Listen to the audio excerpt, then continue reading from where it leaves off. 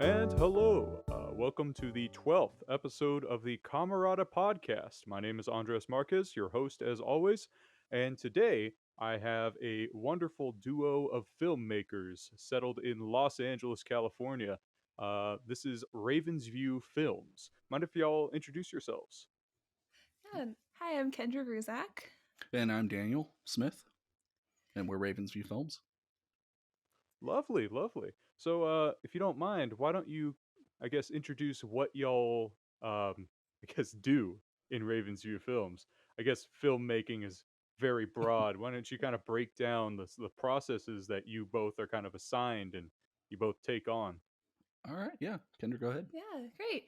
Well, our production company specializes in music videos, short films, commercials, um, and within Ravensview Films, I'm a producer and Daniel's the director, and we handle the complete workflow from concept to final delivery. Oh, sick.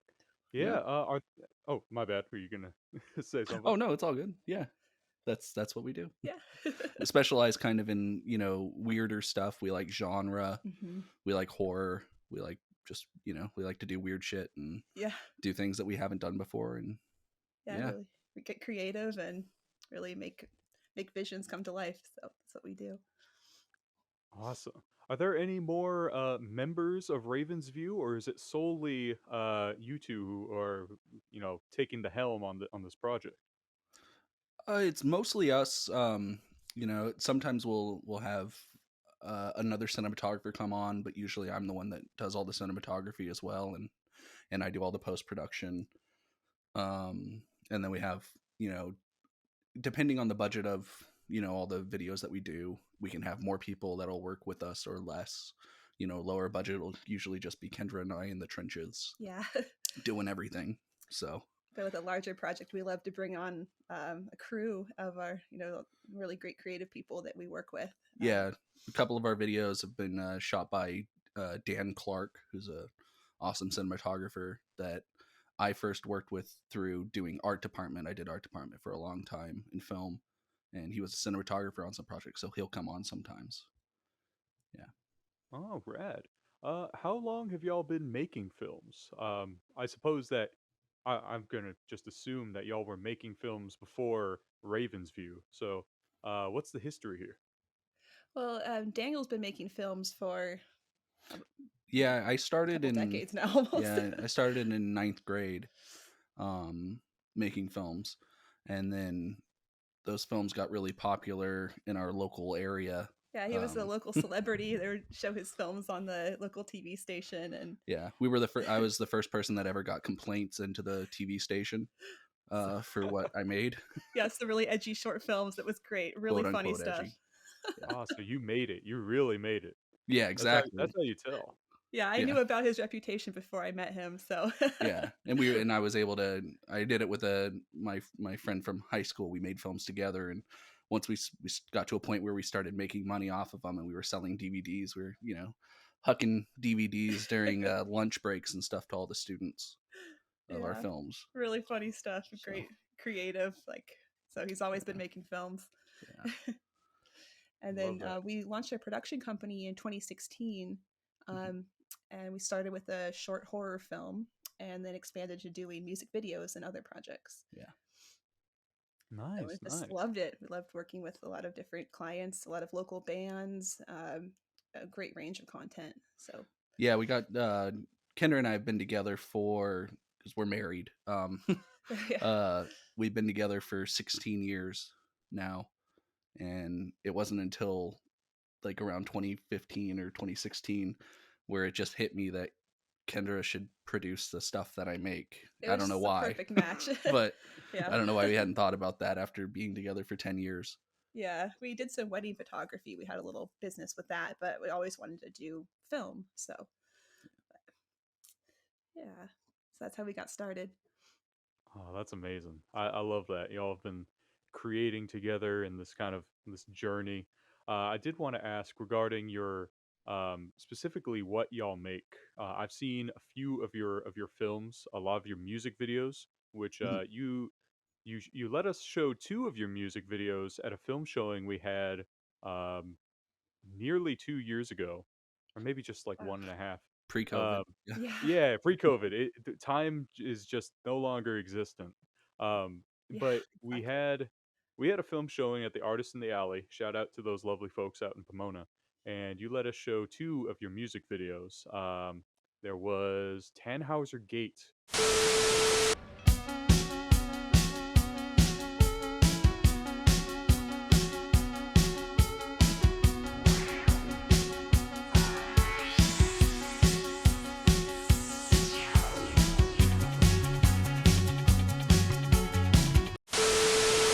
Which Mhm. was either inspired by Blade Runner or was a direct sort of um, take on the Blade Runner universe. I don't know. I've never seen it actually.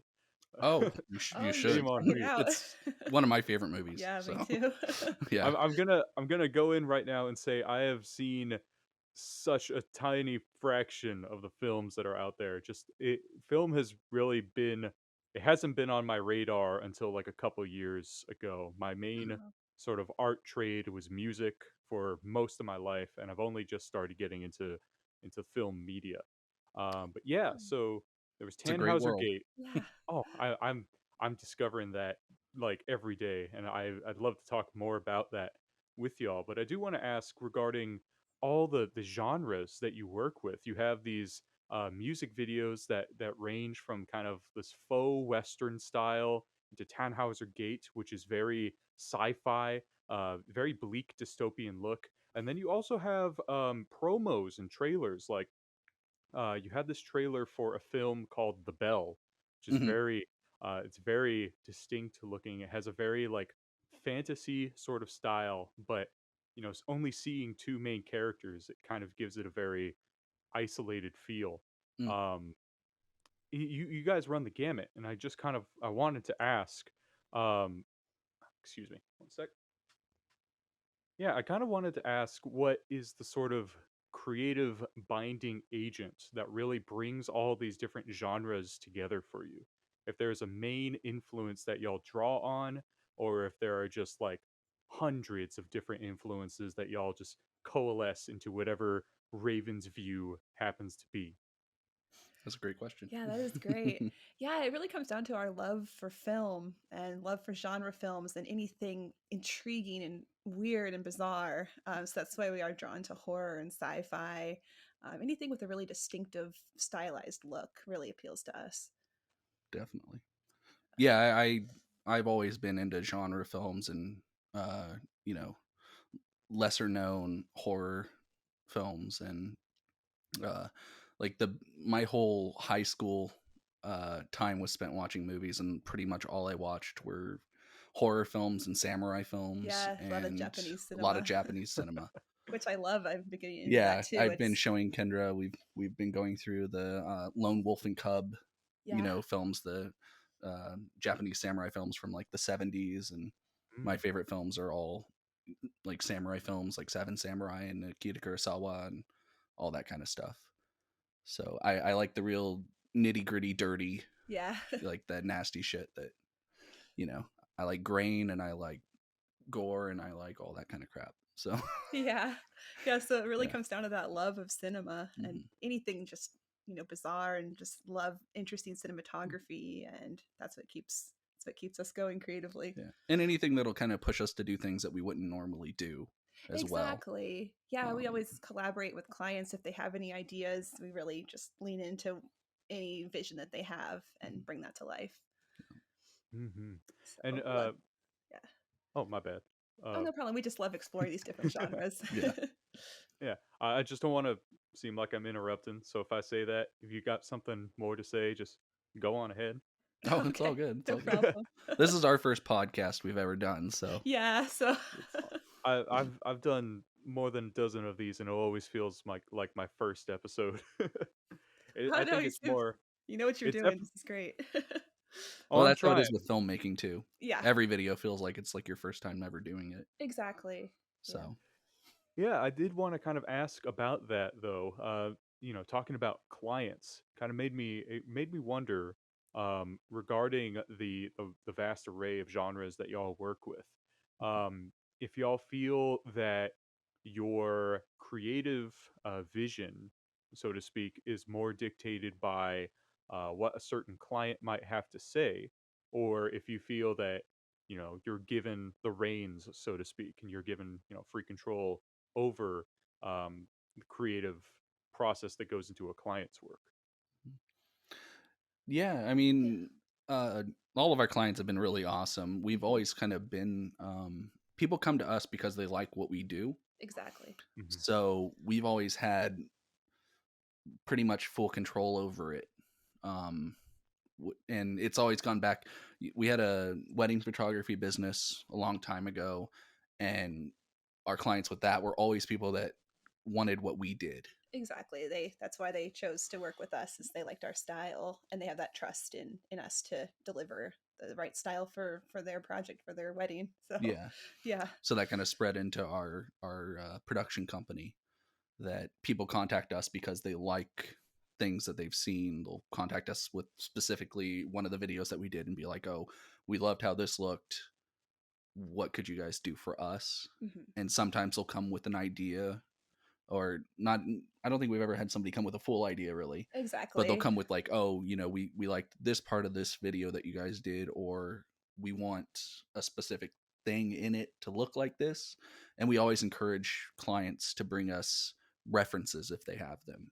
If Exactly. there's videos that they like, or if there's movies that they like, or art that they like, anything that they can give us that we can then use to influence creating a full idea for them. Yeah, exactly. It's always so nice to hear what the client likes in terms of different visuals and then use that to put together a full idea for them. So it's a combination of any ideas they have and then whatever ideas we come up with. So, Yeah. yeah. Oh, rad, rad. I like that. Um, Personally, as somebody who kind of, I guess, freelances as a engineer, an audio engineer, it's always the greatest feeling to kind of have free reign over the creative process of somebody else's work. Always, of course, respecting their ideas, but it's I don't know. I'm not sure what your experience with this is, but I can. It's excuse me, brain fart. No problem. I'll cut this out. But anyways, it's always more pleasant to really feel like you're the one who knows what they're doing, rather than having somebody who's kind of just poking and prodding all the way along. Exactly. Yeah. Yeah. Trust, I think, is like the biggest thing. Um, if they trust us, it makes us more confident in the choices that we make, Hmm. and it ultimately leads to a better product when everybody is excited and believes in each other. Yeah, exactly. So, yeah. Yeah, that creative Awesome. collaboration is so important. Yeah. And we want to work harder for people when they trust us, Exactly. Yeah. It's kind of like, And it's so exciting. We'll be listening to a song like for a potential music video, and then all of a sudden Daniel will get a full vision in his head, and it's just so exciting to bring that vision to the client and have them read about it and see visual references for the first time, because they're Mhm. usually just blown away like, how did you come up with that? And so I Yeah, love that moment when we get to deliver that idea to them. yeah. A lot of the times that'll be how it goes. Yeah. Is well, I'll listen to the song a shitload, and then I'll just get the idea kind of right away. It's like a lightning bolt. Yeah, and then it'll be rolling. The ball will get rolling. Exactly. Oh, sick. Speaking of, if you don't mind a bit of a tangent, Of course. I did want to ask, in terms of envisioning the final product, how do you come up with the reference? I've a very limited knowledge of how film pre-production works, Hmm. and I've seen people who do storyboarding, very like basic action shots through uh, like very rudimental drawings, and I've seen that process go all the way up to like entire scenes painted or digitally illustrated that are supposed to be sort of like the roadmap for the final film.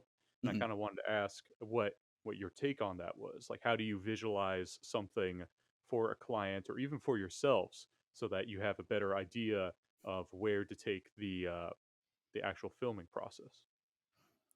I wish I did that more. That's the ultimate thing.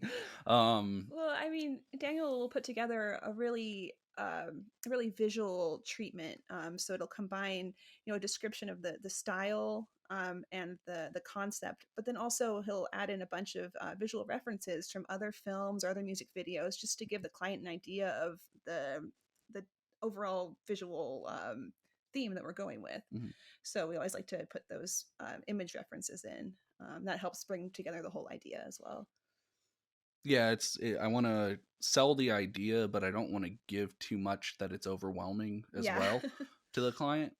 So I'll usually make a pre-treatment that'll be like 1 or 2 pages of a written thing describing what we want to go for and what we want it to look like, and then a few images. If they like it, then I'll go through and I'll do a full treatment, which will be about 10 pages of the video broken down in if there's specific moments that I want to highlight, if there's specific looks that I want to go for, if there's, to break down what I want the lighting to look like, what I want the video to feel like. Yeah. And then I'll create a whole treatment from that. And that'll be what I'll present to them. And that's, yeah.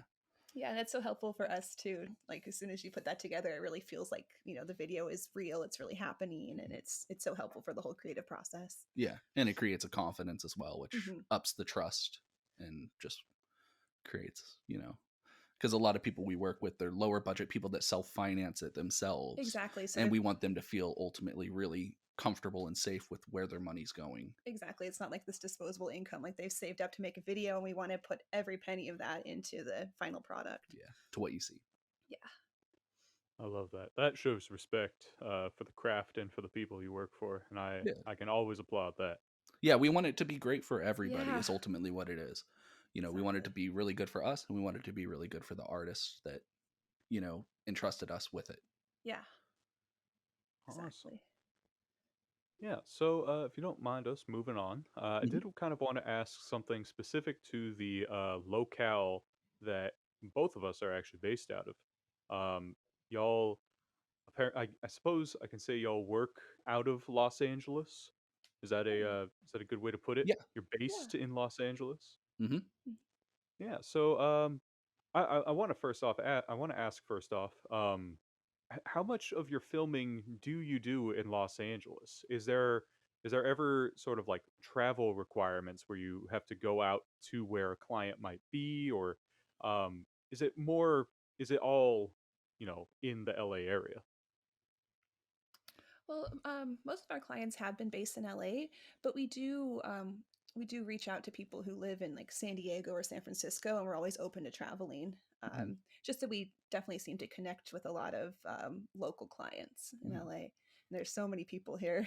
Or we'll have people Yeah. sometimes that'll contact us and say, "Oh, I'm going to be in LA, this Oh week, yeah. Mhm. and is it possible to do something in that, you know, time?" Um, but yeah, usually it's here. Um, But we're definitely yeah, open to working with anyone. yeah.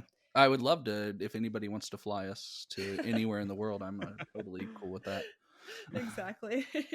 Oh, who And we're wouldn't be? originally from Northern California, so we're always open to traveling anywhere up there. Or, Mhm. there's so many beautiful places that we can Right on. film in. So, Yeah, so I'm supposing that you do a lot of your filming around, the LA area. So I do want to ask if there's anything that makes filming and working in LA unique.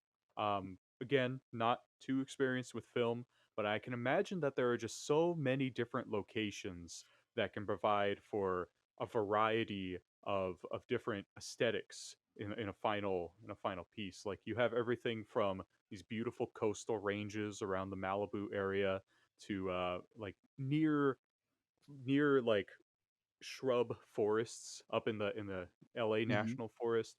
And of course you've got, all kinds of neighborhoods around the downtown area, south of that. It's a whole menagerie of different environments. And I wanted to ask if there's anything that, you know, that you feel separates LA from anywhere else you might have filmed in specifically. I mean, you nailed it. yeah. That's exactly it. Everything Yeah. is within like an 30-minute drive, like snow, mountains, desert, beach, forest. Yeah, and the great thing too is like there's so many things that are filmed here that makes it so exciting. Like, I mean, we're big advocates of the San Fernando Valley. Yeah, We love the San Fernando Valley. Mm. And a lot of people don't, but yeah, but we love just it. really love it here. And there's so many things. I mean, like, you know, there's so many things that have been filmed in the valley that just makes it so exciting. And we were talking about Blade Runner, and Blade Runner's a pretty much a love story to Los Angeles. I mean, it all Exactly. takes place in LA. And so it's it's so diverse here. Yeah. Which leads to us being open. There was like the BFD music video, like I'm a big fucking deal. They hating, but they wishing they could be on my heels. I'm a big fucking deal. That was one that we filmed all around downtown, and there's Blade Runner actually locations in that video as well. And yeah, it's just so diverse. Yeah, and over the years we've, found all these really great locations. Like we know all of our favorite downtown LA filming locations, and out in Santa Clarita we have all these spots too. Like you can get every type of forest location you need, and LA is just, it's got everything basically. Yeah. We love that. You mentioned The Bell. The Bell is a Viking horror film. That was our first project that we did together, actually.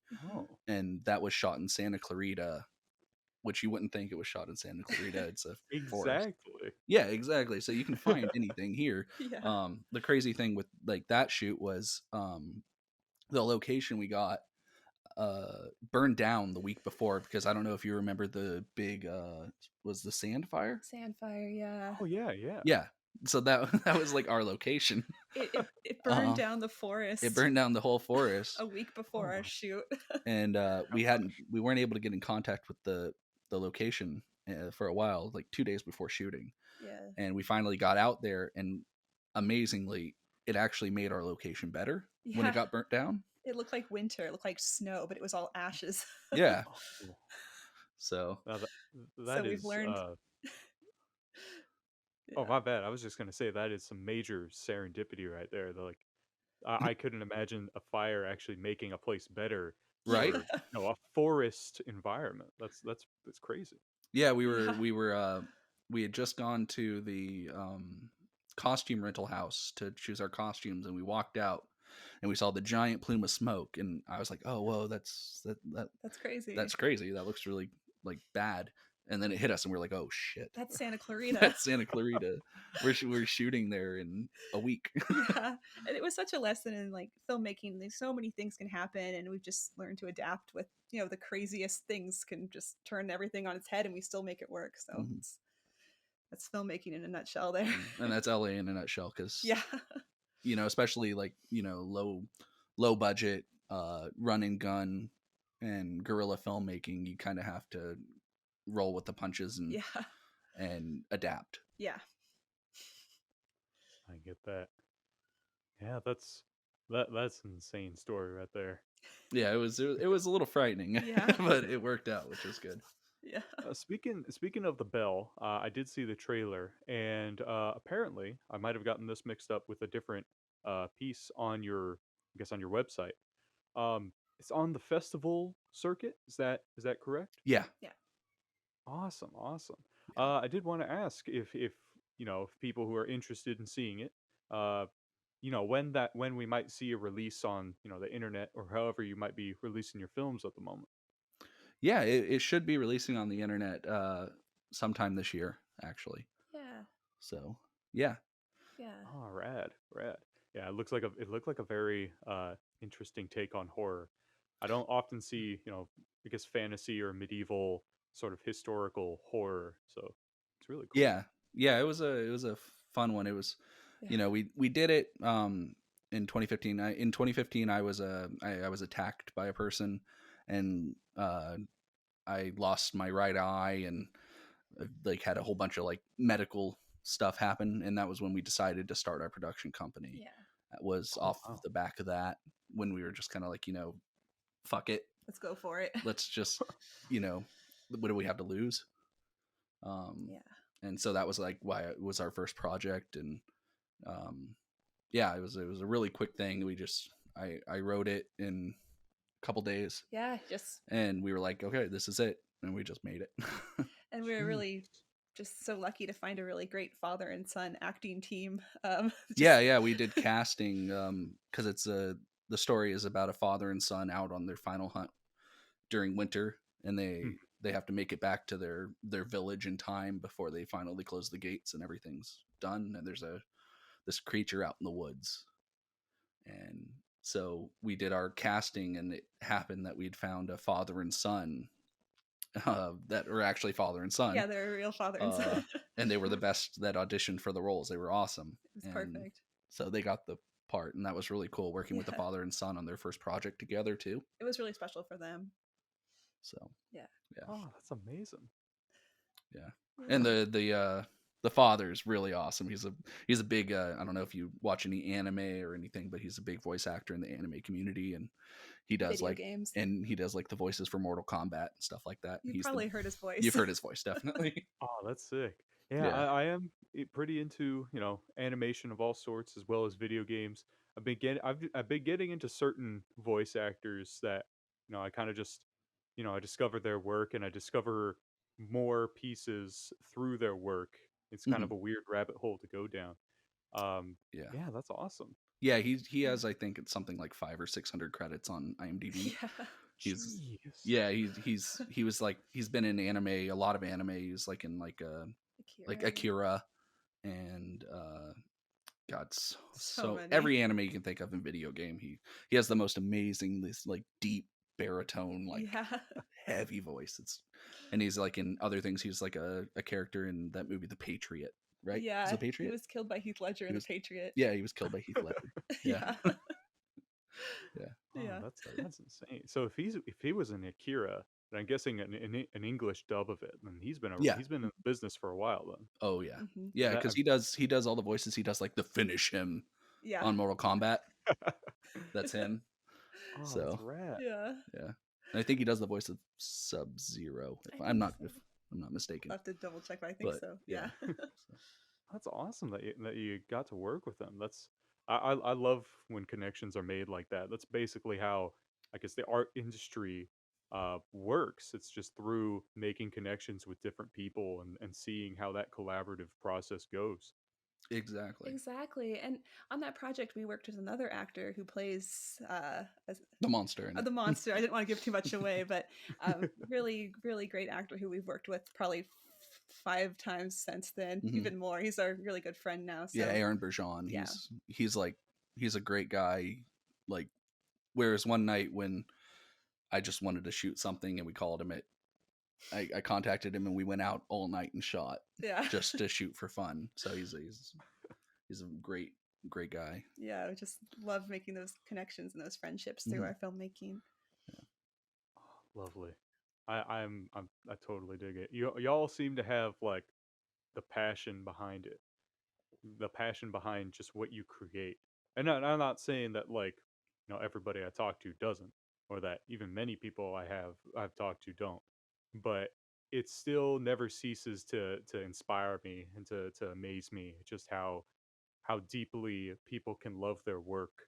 So I don't know. It's just a joy to get to talk to people who are like, oh yeah, I get to create this, and I'm always making this kind of stuff. I don't know. It's just brilliant. It's beautiful. Oh, that's awesome. Oh, Thank thank you so much. But don't no I worries. mean, I love it, but it's also a pain in the ass. So there, it's just like anything. It's yeah, you question it and you know but it's because yeah, we care totally. about it so much. Yeah. You're gonna worry about stuff you care about. exactly. It's just just a lot of care. Yeah, Exactly. It's never going to go perfectly on anything. Yeah. I know that from experience, but I guess that's the beauty in it. If it was completely painless, then there'd be no struggle, and if there was no struggle, then it doesn't feel like an accomplishment after a certain Exactly. point. And you're Yeah. not learning anything, and that's my biggest Oh, thing is I yeah. always want to learn. Yeah, even the Mhm. smallest shoot, we always learn so much. I just love that feeling after a shoot where you're just exhausted but so happy. So I love it. All right. I did kind of want to ask a bit of a backtrack since we talked about this earlier in our conversation. But I wanted to ask about specific pieces of film as well as other media that might inspire you, might have inspired you on your journey. Um, because with a lot of the folks that I've talked to, it's not just their main trade, whether they're musicians or writers or illustrators. It's not just that main thing that they do that inspires them. They draw from everything around them. I kind of wanted to ask, um, you know, as well as films that might be the highlights of your creative centers. Mm. I do want to ask what else you draw from the creative world or even from, I guess, the mundaneness of everyday life. Hmm. Mhm. That's a great question. Yeah. Well, we do love photography Mhm. and just also just going on like adventures, like trips. We get a lot of inspiration from like road trips and things that we just see and experience out there in the world. Like right now, we're working on a script, and I always think about it's based on actual trips we've been on, like actual travel. So that's a Mhm. big inspiration, just seeing things out in the world. Yeah, we try to travel as much as possible.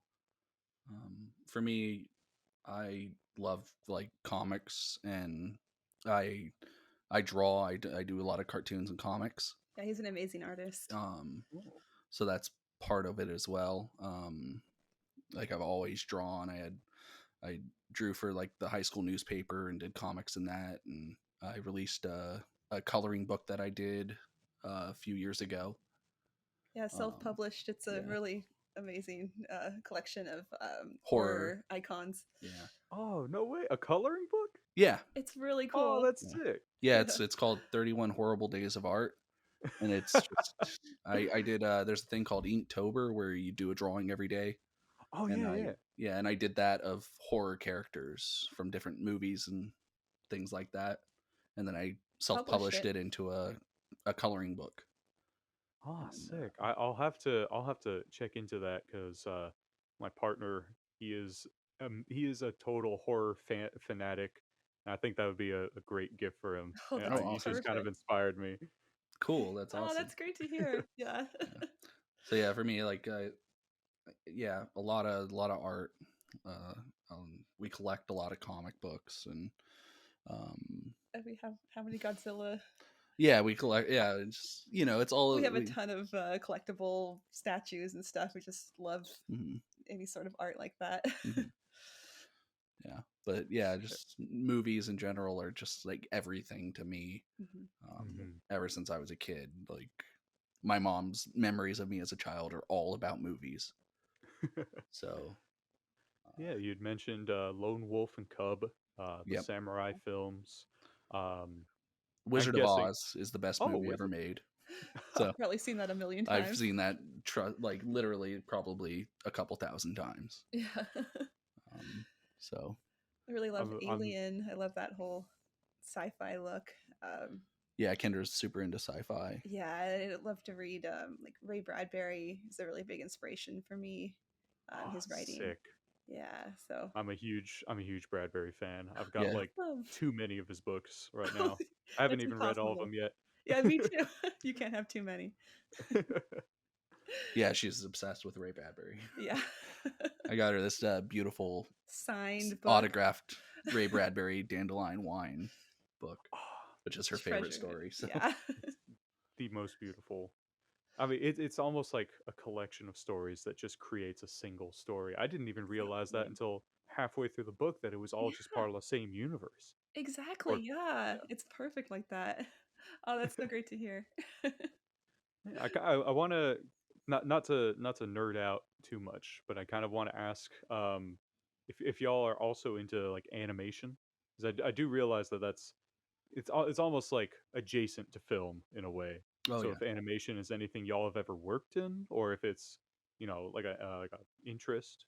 I've made a couple Yeah. animations Oh, and cartoons, oh, and that's sick. yeah, and I love I all like that was Japanese stuff. I'm like obsessed. I was obsessed with in high school. I went to Japan as an exchange student in high school, and that was like my ultimate goal as a kid was I wanted to move to Japan and be a director there. So I watched a lot of anime, and of course, there's like the usuals like Hayao Miyazaki. Like Miyazaki, I think makes some of the most beautiful, just like the emotion of his stuff. I think is it's gorgeous, bar none. Oh, definitely. But then there's like a lot of animes that I really loved, especially like in like old Adult Swim. Right now, like I'm showing Kendra Cowboy Bebop. I love it. It's so Oh good. my gosh. And I fucking love that Toonami era of Cartoon Network. And they Oh showed my some God. real obscure stuff. I mean, obscure for when it was, but like there's things like one of my favorites that I always remembered watching in high school was Paranoia Agent, which was one of my favorites. And things like FLCL and just animation I love, and cartoons I absolutely adore. Sick. Yeah, like I don't know. I've been kind of on an animation binge at the moment. I don't have the time for it.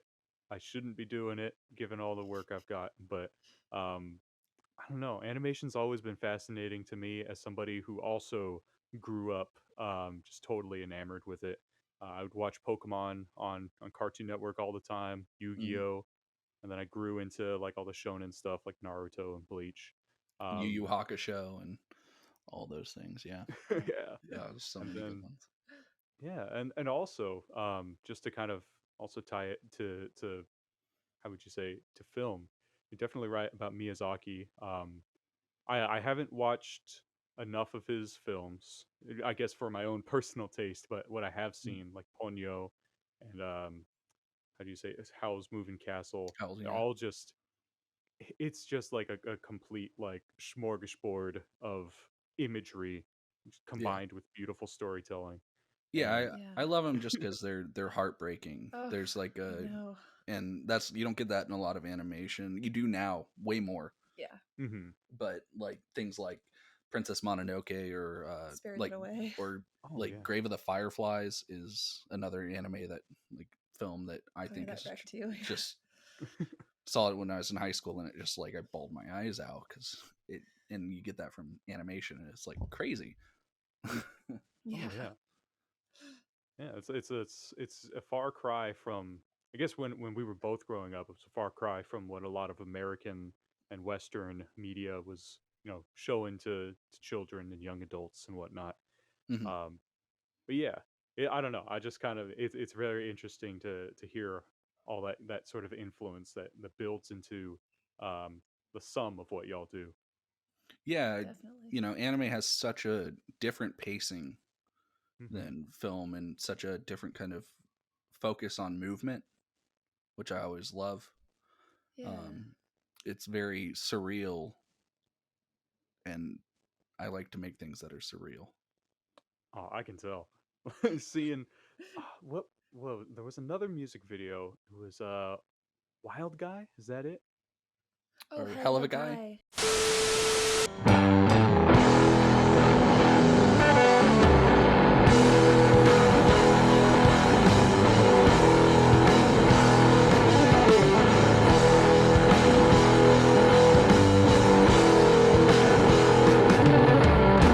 Now I've been working all night just to get a little taste of you. Been away for 99 days. I want you each and every way. Yeah. Hell of a Guy. I'm my bad for dropping the name. Oh, it's all good. Yeah, that was really fun to make. It felt like I don't want to say normal, but it felt like the storytelling was like, oh, this guy's on the run, but a lot of the imagery and definitely the colors that you used gave it such a trippy vibe. It like I don't know what you would call it, color balancing. I don't know the right terms for it, but just it. I felt like if there were any other sort of aesthetic involving colors used, it would not be nearly as engaging. And that's like one of the things that really caught me about it. Yeah. That's great to hear. Thank you. Yeah, that was a fun one. Yeah, it was awesome. It was that really stylized, grainy, Kind of dirty look. kind of grindhousey. Oh, that Yeah. too, that too. Yeah. It had that very like old film kind of look. It was Mhm. amazing. That's nice to hear. Thank you. Yeah, I've always like when I was in film school, I got the best compliment I ever got, and that was that I wasn't afraid of like the darkness in things that I make. I like things that are dirty. I like film. I like it to look dirty. I don't like crisp. I don't like a lot of Artificial. I like how a lot of music videos look nowadays. They look Oh, yeah. very HD and very crisp and Too polished. Too just too clean. much. Too clean. Yeah, Yeah. and that's just That's not like what I like. Yeah. yeah, that's I feel like that isn't just with like music videos. As somebody who just spends way too much time listening to music, Mhm. um, I feel like that's not necessarily a problem, so to speak, but that's kind of infected almost all of pop music. It has become Definitely. completely overproduced, and that's why I guess that's kind of why stuff like any kind of media that has a very gritty look or sound to it. I guess that's why I'm drawn to it. Just the difference that it has, sort of Mhm. homegrown, organic feeling to it. Yeah, and then that's Yeah. one of the things I really like are deadlines, because deadlines allow for you to not have it completely polished. Yeah, You know? you have to have an endpoint. You have to Yeah. finish it by a certain time. You can't just keep fixing it forever. Exactly. You can work on something forever, and I think that's one of the things that happens. Oh, I Yeah. needed to hear that. I hate deadlines.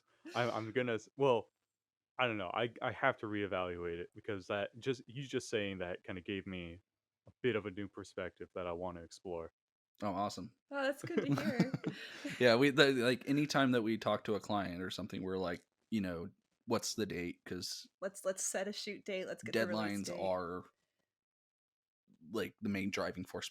I'm a procrastinator, so deadlines are very important. Once you put a schedule on it, everything else falls into place, and that's the best feeling when you have it all planned out and you can just make it happen and deliver it, and that's such a good Yeah. feeling.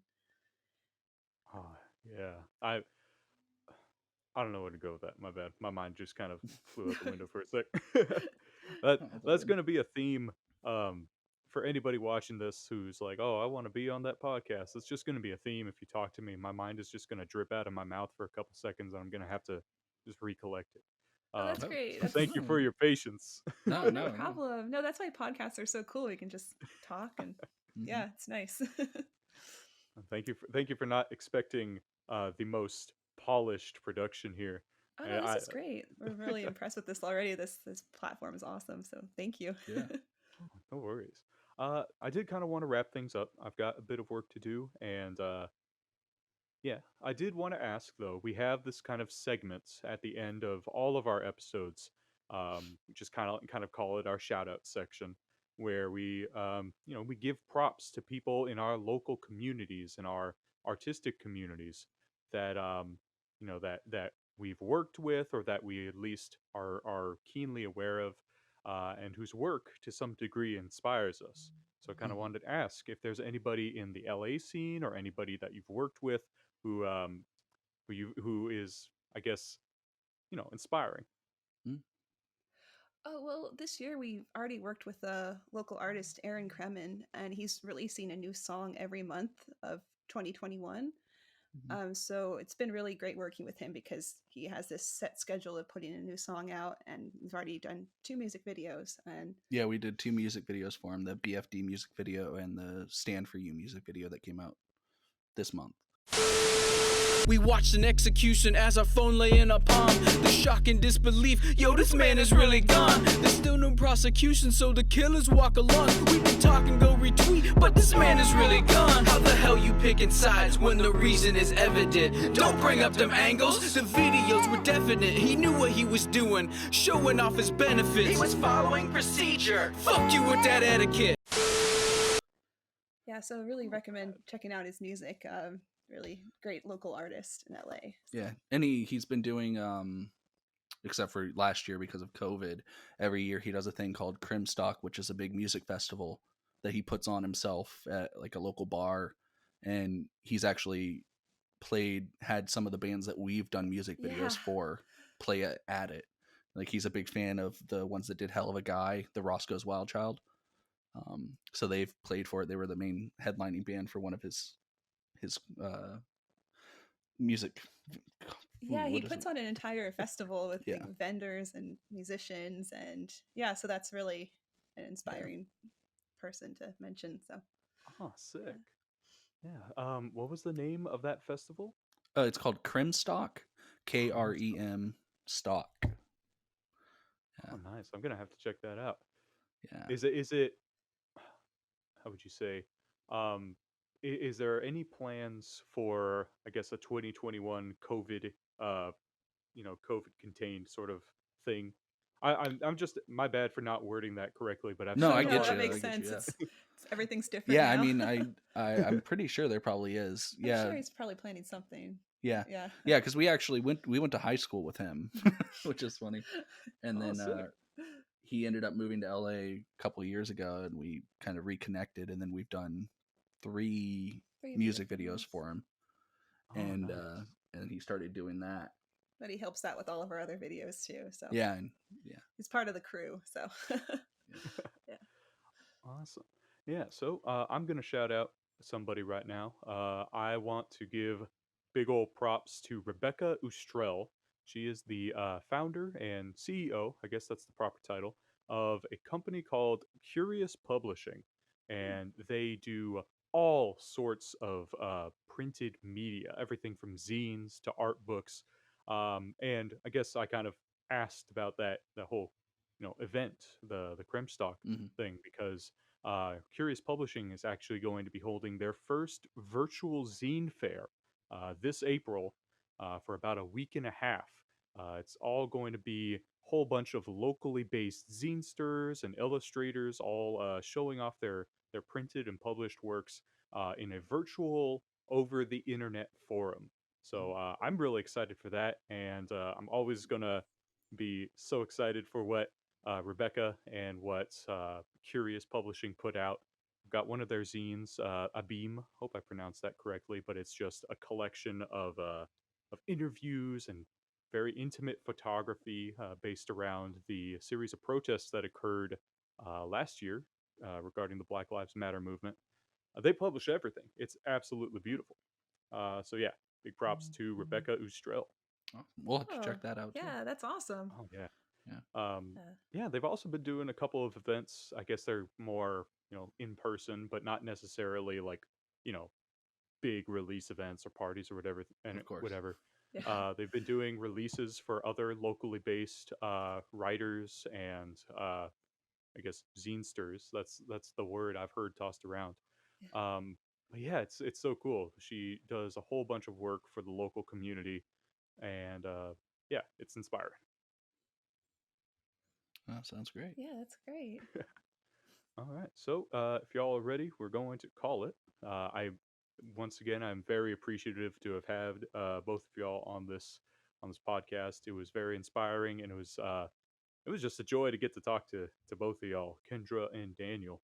Yeah, it's great, Yeah, man. Thank you for having you. us. You don't get to, have too many conversations with everything going on. So Yeah, this is great. Yeah, we're really honored to be part of this, and yeah, and just love that you put all this together and bring the artistic community together in such a great way. So maybe we'll talk to all of our friends in podcast form now to make them have to talk to us for a long time.